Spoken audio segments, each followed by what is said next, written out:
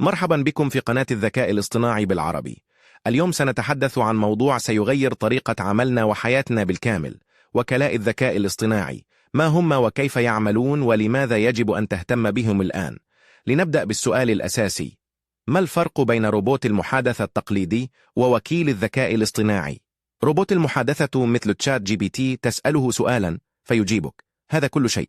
لكن الوكيل الذكي مختلف تماما، هو يفكر ويخطط وينفذ المهام بشكل مستقل. تعطيه مهمة معقدة فيقسمها إلى خطوات ويبدأ بتنفيذها واحدة تلو الأخرى حتى ينجزها بالكامل.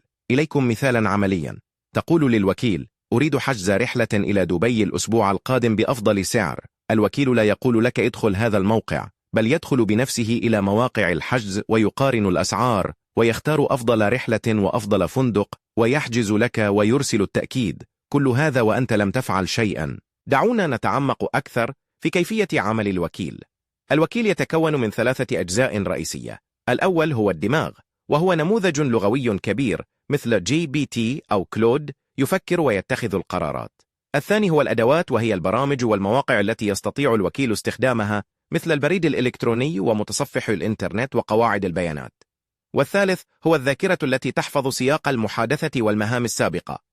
عندما تعطي الوكيل مهمة، يقوم بالتفكير فيها ثم يقسمها إلى خطوات، ثم ينفذ كل خطوة باستخدام الأدوات المتاحة.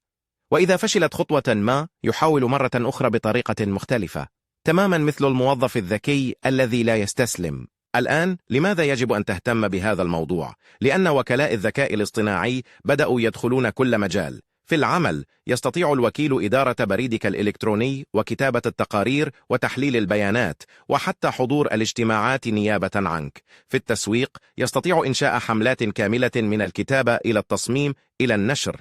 في البرمجة، يكتب ويختبر ويصلح الأخطاء. الخلاصة: الوكيل الذكي ليس مجرد أداة جديدة، هو زميل عمل رقمي يستطيع إنجاز مهام كانت تحتاج فريقا كاملا. ومن يتعلم استخدامه الآن سيكون لديه ميزة كبيرة جدا. نصيحتي لكم: ابدأوا اليوم. تابعونا في القناة، لا تنسوا الاشتراك وتفعيل الجرس.